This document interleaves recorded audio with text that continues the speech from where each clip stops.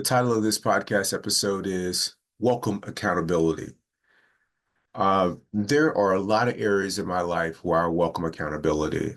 One of them is when I work out. I'm really happy that my friend Tim and we text each other. We don't need to because we're really disciplined in this area of our lives, but we do.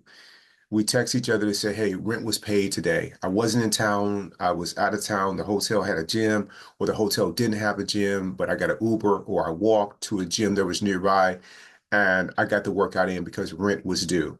And we welcome that accountability with each other. The same thing, not just with fitness, but also with showing up a certain way. For the longest time on the pickleball court, I had a lot of fun. Then I had this big period, this longer extended period, longer than what it should have been, in which I wasn't the best partner on the pickleball court. So I enlisted my friend Julie to help me with this and to let me know how I was as a partner on the court.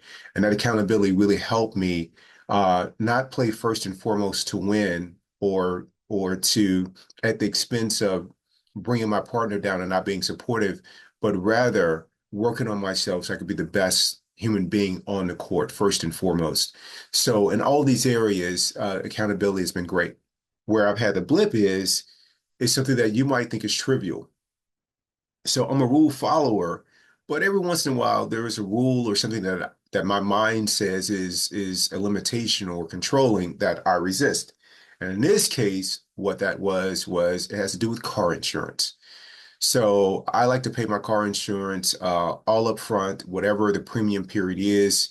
The insurance period in this case is normally 6 months, so I like to pay it up front. I don't like to see money continue to come out of my bank account. And most recently, knock on wood, it's been a while since, and thankfully, hopefully this continues, but a car accident or a speeding ticket.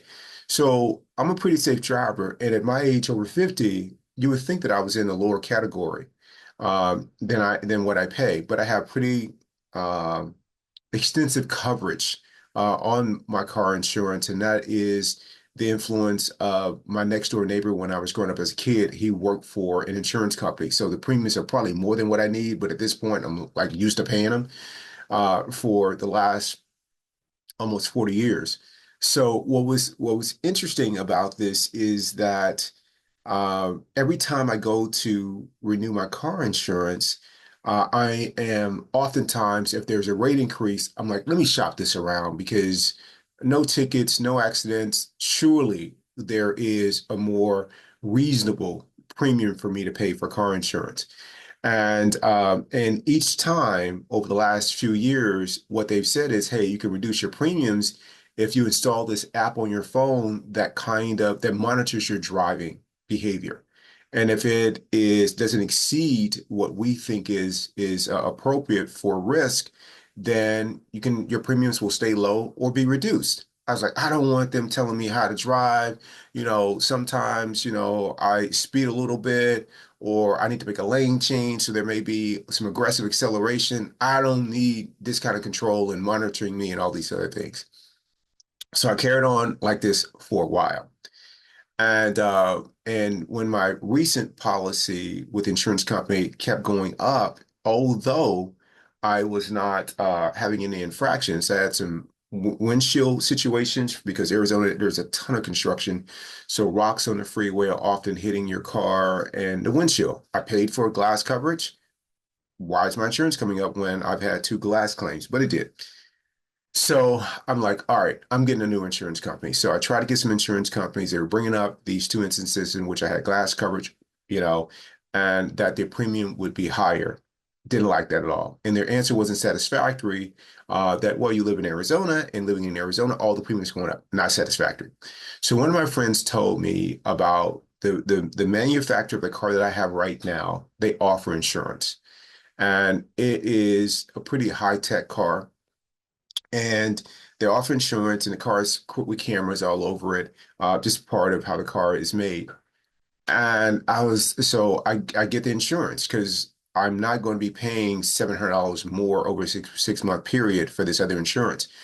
So at this point, I'm within a week or two of needing to get this resolved. And so I surrendered to the box checked about, hey, included with our with your insurance is this app that monitors your driving. Now, I've been resisting this for like 5, 6 years, but now I am in a corner, so I say, okay, and I get the app. Let me tell you, it's the best thing ever. Like I'm a rule follower. Like there's a part of me, my mind, that's a rule follower. And this app is so great the way that it's designed.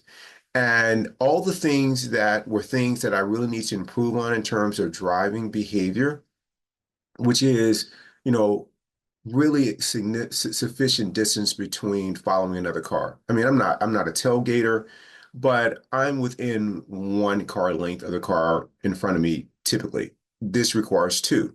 That's a good thing. More time to react if I need to suddenly brake. I don't do a lot of hard braking, but the car is built in a way that it really, makes accelerating fun. And accelerating aggressively is frowned upon in the app. So it's helped me correct that.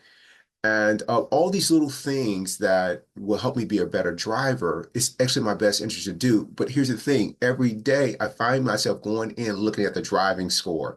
And I keep seeing it go up and up and up after the first day in which I had to adjust to what it was monitoring. And it's made me a better driver. I'm more present, which I should be. There are other people on the road. I want to be more present to them. I'm not on my phone. And not that I was on my phone much, but I'm not at all now. And it's just really been the best thing. So this accountability that I'm resisting all the time was not a limitation. It was actually a liberation from the way that I was driving before and a closed mindset. And what if there were other areas in which you had accountability that you would exercise? With someone, I mean, people who are not committed to exercising, although they know it's good for them, if they don't have a friend who they don't want to let down, then they will be there. But some people, after a while, they will let down a friend that they commit to too, for all kind of manner of reasons and excuses or things like that. What if the same thing happened with eating? That you have been told or you know that it's in your best interest to improve the way that you eat. But for whatever reason, after a long day, you're having a glass of wine or you're having rich foods or whatever the case may be, or peer pressure, you succumb to it. What if there is a way, not self-report, but an objective way to monitor what you're eating? That as soon as you eat, that there's a way to see what your blood sugar is doing. And even further, what if you took it to another step forward? There's a level of accountability. And the accountability was whether you're being 1.0 or 2.0, whether you are constantly complaining about a spouse that you have no control over. And now you created problem number two. The first one was your spouse behaving the way they behaving that you think is a problem. And then number two, you being bothered by it. That's problem number two. You can cut out problem number two for sure, and then just accept the spouse the way they are. Or if you're a problem in the workplace or in life in which you're complaining, and everywhere you're walking around, you're finding something to express a grievance about. You can do that too.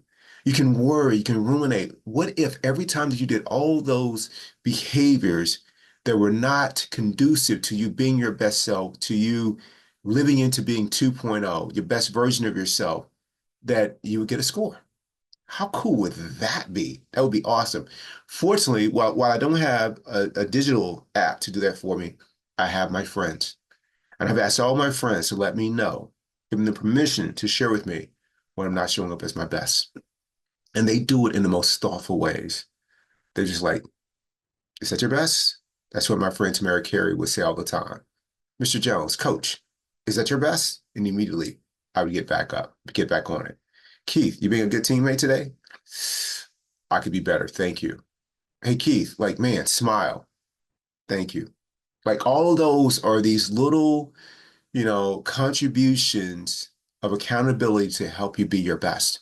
When you're doing something with your kids, ask them, are you being parent 1.0 or 2.0? Like ask them. You can still like guide and correct, but do so in a way that is 2.0 like. Same thing with a spouse. Are you complaining and nagging all the time? Who likes that? Are you insecure? Who likes an insecure partner?